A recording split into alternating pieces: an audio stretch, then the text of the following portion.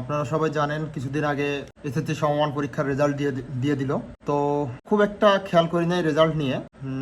হুট করে আমার ক্লাস 3 পড়ুয়া কাজিন এসে বলতেছে যে তাদের স্কুলে ম্যামের বা এরকম পরিচিত কেউ একজন আত্মহত্যা করছে। তো ভাবলাম যে এই এসএসসি পরীক্ষায় এরকম কোমলমতি শিশুরা আত্মহত্যা করতেছে কেন। একটু খোঁজ করে দেখলাম যে সে একা নয়, এরকম 8 থেকে 10 জনের মতো আত্মহত্যার খবর পেলাম। তো অনেকেই হয়তো উচ্চ শিক্ষিত ছেলেরা, ঢাকা মেডিকেল কিংবা বুয়েটের মতো জায়গার শিক্ষার্থীরা আত্মহত্যা প্রবণতায় জড়িয়ে পড়তেছে এবং এই আত্মহত্যার পরিমাণটা অনেক হিউজ। তাদের ক্ষেত্রে যেটা ঘটে, তারা জীবন সম্পর্কে অনেক কিছু দেখতে পায়, নতুন কিছু, তারা জীবনে নতুন কিছু স্বাদ পায় এবং বুঝতে পারে যে তাদের দ্বারা হচ্ছে না, তাদের বন্ধু বান্ধব অনেক কিছু করতেছে, তারা যা চেষ্টা করতেছে তা পাচ্ছে না। অন্যান্য অনেক হতাশা থেকে তারা এরকম বিপদে পা বাড়ায়। কিন্তু এই কোমলমতি শিশুরা এরা এরকম সিদ্ধান্তে কিভাবে পৌঁছতে পারে? যাদের কাছে এখনো জীবনের অর্থই পরিষ্কার না, যারা জীবনের এখনো তাদের শুরুই হয়নি, তো সেখান থেকে তারা কেন পালাতে চাইছে? এবছর পরীক্ষায় পাশ করেছে প্রায় 20,24,000-এর মতো, জিপিএ 5 পেয়েছে 1,82,000-এর মতো, আবার এর মধ্যে গোল্ডেন এ প্লাসও আছে। এইখানে অনেকে আবার এ প্লাস না পেয়েও আত্মহত্যা করেছে, এরকম খবরও দেখলাম। একটা বিষয় খেয়াল করেন, এই যে এ প্লাস, এই গ্রেডিংটা, এইটা কি আসলেই কোনো চূড়ান্ত গ্রেড? ধরেন একটা ছাত্র ইংলিশে এ প্লাস পেয়েছে, তার মানে কি সে ইংলিশে ভালো বলতে পারে, লিখতে পারে, ইংলিশ ভালো সে বুঝতে পারে, শুনলে বলতে পারে? IELTS এর যে 4টা ক্রাইটেরিয়া আছে, এগুলোর কোনটাতে সে ভালো, কার ভিত্তিতে এ প্লাস পেয়েছে? অন্যান্য সাবজেক্টই, ম্যাথ কিংবা অন্যান্য যে সকল সাবজেক্ট আছে সেক্ষেত্রে একই কথা প্রযোজ্য। তো এই যে গ্রেডিং স্ট্যাটিক, আসলে এর ভিত্তিটা কি, যার কারণে প্লাস না পেলে মারা যেতে হবে? এখানে শিশুরা তো জীবনের এখনো শুরুই হয়নি, তাদের মধ্যে এই প্রবণতা বাড়তেছে কেন? 8-10 জন এসএসসির শিক্ষার্থী আত্মহত্যা করা, এটা কোনো স্বাভাবিক ঘটনা না। আমরা কি এই জায়গাটাতে কোনো কিছু মিস করতেছি? আমাদের শিক্ষা ব্যবস্থা কি এই জায়গায় কোনো মিস করতেছে? কোনো মিসিং লিঙ্ক আছে? আমাদের শিক্ষা ব্যবস্থা কি তাদের চাইল্ড সাইকোলজি সম্পর্কে একদম বেখেয়াল? আসলেই বেখেয়াল। এই যে আমাদের শিক্ষার্থীরা, তারা এ প্লাসের জন্য জীবন দিচ্ছে, কিন্তু তারা আসলেই কিন্তু এ প্লাস কি জানে না। শিক্ষার্থীর কথা বাদ দেন, আমাদের শিক্ষকরা কি সেই ইফোর্টটা দিচ্ছে?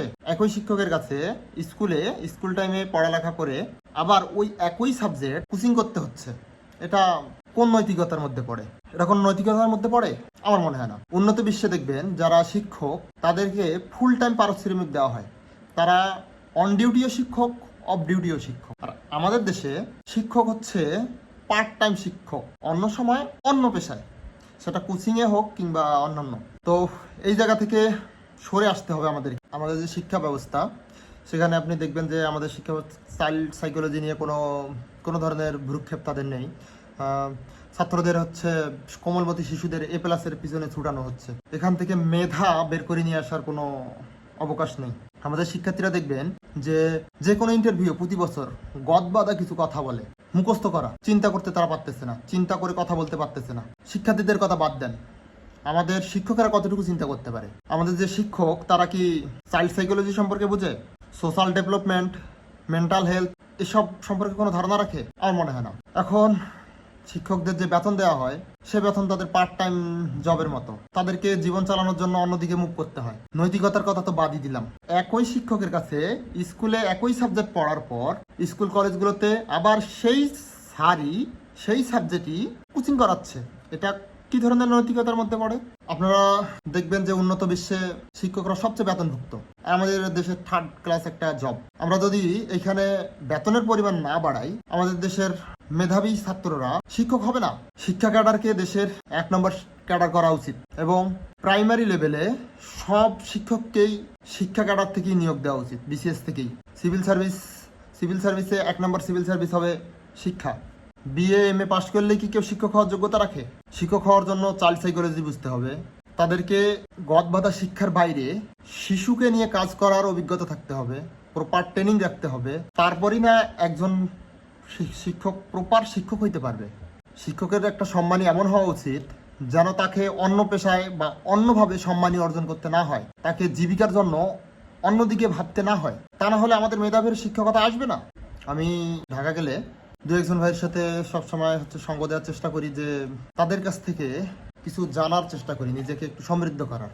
এরকম এক ভাইয়ের সাথে কথা হচ্ছিল। তো সে সময় ঢাকা বিশ্ববিদ্যালয়ের একজন ছাত্র আত্মহত্যা করেছে, তো সে বিষয় নিয়ে কথা হচ্ছিল। তো উনি বললেন যে ইমরান, এই যে তারা আত্মহত্যা করতেছে, আমি যদি আমার নিজের জীবনের দিকে তাকাই, এরকম আত্মহত্যা করার মতো আমার অন্তত 30টা কারণ আছে, তো আমি আত্মহত্যা করিনি এবং আমার জীবন অনেক ভালো চলতেছে, অনেক স্মুথ চলতেছে, আমি অনেক ভালো আছি। এরকম সিচুয়েশন কেটে যায় এবং জীবন আগের চেয়ে আরো বেটার হয়। সবশেষে বলবো, আত্মহত্যা কোনো সমাধান না।